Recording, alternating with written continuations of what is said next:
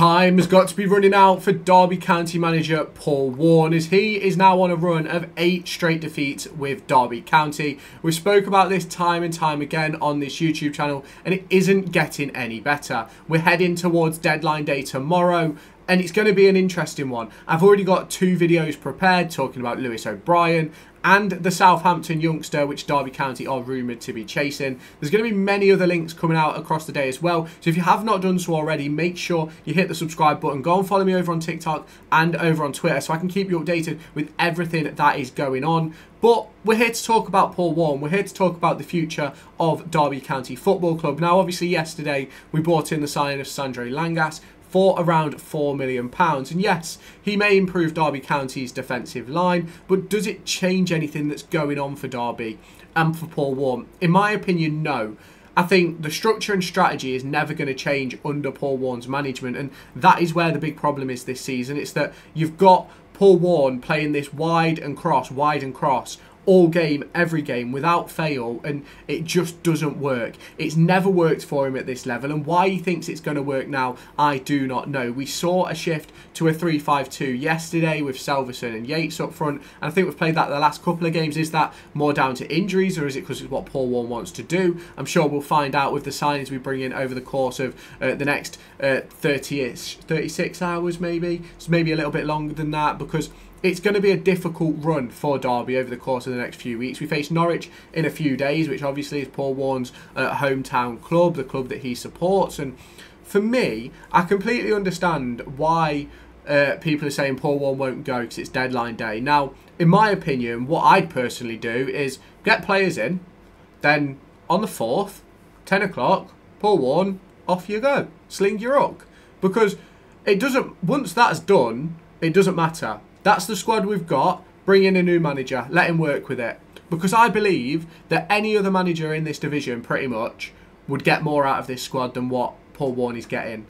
I genuinely believe that. And I don't know what is difficult to see about that, because you look at where we're performing, where we're in the stats and things like that, and I just can't see any way that Derby County are going to turn this around, and that all falls on Paul Warne and his coaching staff. We've never changed the style of play. Yes, we've changed systems, we've changed personnel, but we've never changed the style. Not since he came in for the first season in League One, not for the second season in League One, and also not for the third. Now, the interesting talking point for Derby County was that in League One, we did turn it around. Now, ultimately, we were already on the turnaround at this point in League One, and that is the worrying thing, is people are trying to use that as the excuse as why Paul Warne should keep his job. And I ultimately just massively disagree with it, because how can you look back at a League One season where we had the biggest budget, the best squad, and we finished second? And we should have won the league last year. I will continue to say it. We should have won the league. We dropped points against Pompey in both games. We dropped points against Oxford, against Wigan, and things like that we should never have dropped. And that all falls on the head of Paul Warne, and it was all to do with the style of play in those first games of the season. I go back to when Liam Rosenior took charge of his first competitive game for Derby County, which was against Oxford. In that first 10-15 minutes, I said to the person who came to the game with me, we're going to be a real problem. Because the way we were playing, the way we were dominating the ball, thrashing teams back, really attacking the wide areas, but also not being afraid to use the middle of the pitch. And that is what we're not doing right now. It's what we haven't done under Paul Warne throughout the entirety of his time. Now, we go back to, I say Blackpool at home in the EFL Cup, where we got played off the park, right? But there was some good sparks in that game, right? We got played off the park, didn't deserve anything. But in that second half, Corey Smith was getting on the ball in midfield, in the middle of the pitch. We don't do enough of that. Ebo Adams is not good enough, right? And people are going to go, what do you mean he's not good enough? He's our best player. What would you rather have? A midfielder top of the assist charts, top of the goals charts, top of goal contribution charts? Or would you rather have a midfielder top of tackling, interceptions, clearances? I know which one I'd prefer. I think anybody with a half-decent brain knows which one we should prefer, and that is sort of the problem. A lot of our focus as fans is based on details which really, if you think about it on the bigger picture, they're details that are because we're bad. Like, Ibu doesn't win loads of tackles if we're dominating the ball, if we're creating chances. Yes, he may be decently up in the charts of tackles, interceptions and clearances, but he wouldn't be leading the way in which he is. And this is the conversation which is going to continue to happen for Derby County and for myself over the course of the next few months, because while Paul Warne is still in charge, we're not going to change the way we play. We've seen it all season. We've played the same way all season. I've spoke time and time again about how it's going to get caught out and it's not going to work. Like, we've had results this season where we've not played well but got results and it's felt like papering over cracks. And ultimately, I personally believe this losing run that we're on is because Paul Warne is too stubborn to change and David Clowes is too stubborn to admit he shouldn't have backed him and that he needs to go. And obviously everyone is entitled to their own opinion on the way this football club is run and the people running the club and things like that. And if you want to let me know yours down in the comments, you're obviously more than welcome to. But for me, when it comes to performances on the pitch, that isn't down to those in the boardroom. That is down to Paul Warne. That is down to his coaching staff, and it is down to the players. When the players fuck up and make errors, I will say that. I always will. Like yesterday, I don't want to blame Ibu Adams for the goal, but he was too eager going in for the challenge, which sort of opened up the space. I think it was Tom Cannon who put the ball across for Brereton Diaz, and it's one of those where you're then on the back foot, but you're playing a midfielder in the back four, back five, whatever it is, whether he was playing right back or right centre half, whatever. So what do you expect to happen? Which is what I mean by when I say it all falls on Paul Warne in the end. Paul Warne picks the team, Paul Warne picks the tactics, Paul Warne picks the philosophy, and it all falls on his shoulders. Because why not bring in a Jake Rooney to play 45 minutes? The guy's been back from injury since September. He's played multiple 90 minutes, he's played multiple 45 minutes, he's played multiple 60-minute games for the under-21s. Granted that 21s football isn't necessarily the same intensity, but how are you ever going to work back up to the intensity when you're not playing? And he's going to get shoved in at some point. Well, he might not now with the signing of Langas, and Nat Phillips supposed to be back over the course of the next few days. But who knows? Who actually knows what's going to happen with Jake Rooney? Because if I'm him, I'm looking for a way out of this football club. That's what I'd be doing if I was Jake Rooney. If I was any of those youngsters, that's what I'd be looking for. Even a Dejon Brown. Yes, he's made 17 appearances this season, Dejon Brown, or 19 or something like that. But ultimately, how many times has he started? 3? Maybe 4? At a push? And when he starts, he's off after 55, 60 minutes. So it's really difficult because it all falls on Paul Warne. Even as far as to go with transfers, Paul Warne is given a budget. The recruitment team know the budget. They have to work within the budget. Fair enough. You can blame the budget on those upstairs. But the players we bring in, Ben Osborne, Caden Jackson, Marcus Harness, Tawanda Chiwa, it all falls on Paul Warne. Paul Warne has to say yes.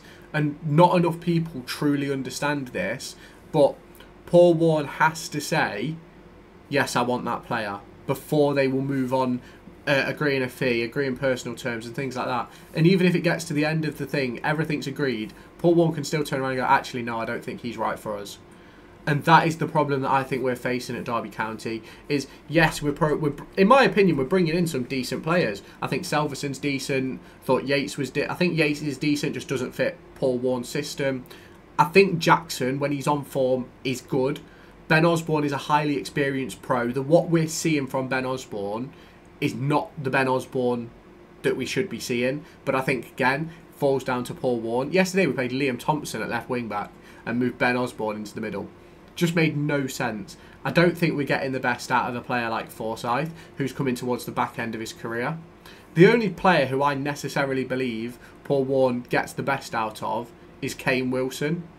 And now I don't know if that's... Obviously, I've never seen Kane Wilson under another manager. I don't know if it's because of Paul Warne or if it's just that he just gets pissed off and just does what he wants. Because he takes players on for fun, left, right and centre, when he is fit and available, but ultimately he's not. So, it is a really, really difficult situation for Derby County, and one which needs to be sorted out quickly and smoothly.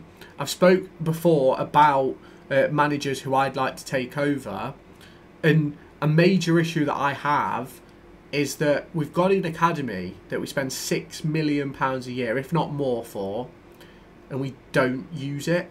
What is the point of the likes of Cruz Allen, Niall McAndrew, Jake Rooney, Dan Cox committing their future to Derby County for the foreseeable just to get sat on the bench for 90 minutes to freeze their tits off and not be given an opportunity? Ultimately, yes, wonderful experience for them to be with the first team, but they could have played 90 minutes yesterday or the day before for the 18s, for the 21s, and actually got some sort of development. Whereas I don't think they get any development out of running up and down a touchline warming up for, what, 15 minutes a game, and then doing, I think they do 5k after a game up and down the pitch. Might be a little bit less than that, but they have to do a certain amount before they can go in as their warm down. So, for me, if I was Paul Warne, I'd try some of the youngsters. What has he got to lose at this point? And this is the problem that I have, is he has nothing to lose. Absolutely nothing. What would he lose by starting a Cruz Allen? If Cruz Allen's not ready, we will see that. But what would he lose by bringing him on for 20 minutes? I'm not even asking for starts, really. Just why not give them half an hour, give them 20 minutes, 10 minutes? Why not? Yesterday, the game was done. Like, we was never going to score. We wasn't. And people can say, oh, but we had this chance, we had that chance. But we wasn't going to score. And that is the situation we find ourselves in. And it's the situation we find ourselves in every single game since West Brom at home. Yes, we've scored a couple of goals since then. But ultimately nothing major, not really great opportunities. The only real one which people will probably say is a great opportunity was the Selverson one, which was the header against Cardiff. And I think, did Yates score or Mendes-Lang versus Sheffield Wednesday? I can't even remember. The games are that bad I can't even remember them. And that isn't like me.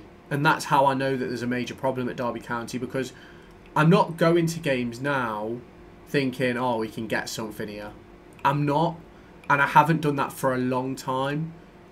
Pretty much, realistically, even in League One, I went to games worried. I never knew what to expect in terms of scorelines, predictions, anything like that. It was always difficult.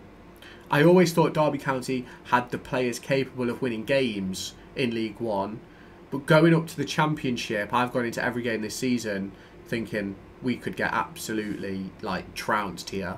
And we haven't. We haven't been trounced. And that's something that you have to give credit to Paul Warne for, because obviously it's his defensive setup that means we're not conceding many goals.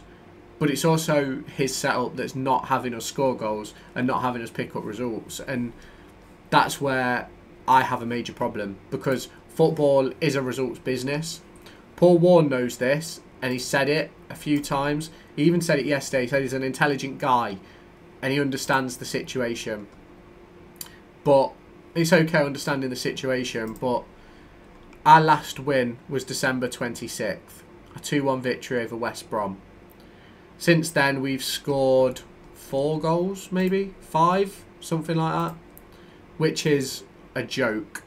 And you go back to those games earlier on in the season, that run where we played everyone around us in that relegation zone, your Millwalls, Oxfords, Hulls, Stokes, Plymouths, Prestons, Swansea, Sheffield Wednesday, and I think we picked up about 11 points throughout that, if you add in the QPR game as well, which was like 5 draws, 2 wins maybe. And if you then add in the Pompey game, obviously it's an extra win. But it is an awful predicament we find ourselves in. I find myself now heading on over to Twitter to see if Derby County have announced anything. But it doesn't look as if we have. There is talk about Lewis O'Brien from Alan Nixon potentially heading to Derby County on loan, but ultimately I'm not entirely sure. I sort of think that's what I don't think that's what we need. There will be a video about it coming out tomorrow morning. We'll keep across everything. You'll probably get, like, I don't know, 6, 7 videos tomorrow because of the situation we find ourselves in. So obviously, if you have not done so already, make sure you hit the subscribe button, turn on the notification bell. Let me know your thoughts on Paul Warne down in the comments, because we are absolutely, in my opinion, fucked.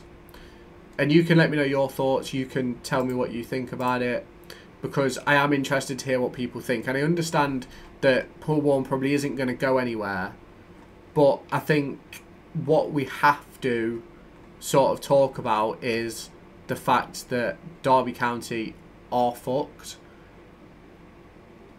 and that's just the situation we find ourselves in. Obviously, as I just said, hit the subscribe button, hit the like button, let me know your thoughts down below. If you have not done so already, do all of that. Head on over to TikTok, head on over to Twitter, but I really am starting to love the love of football.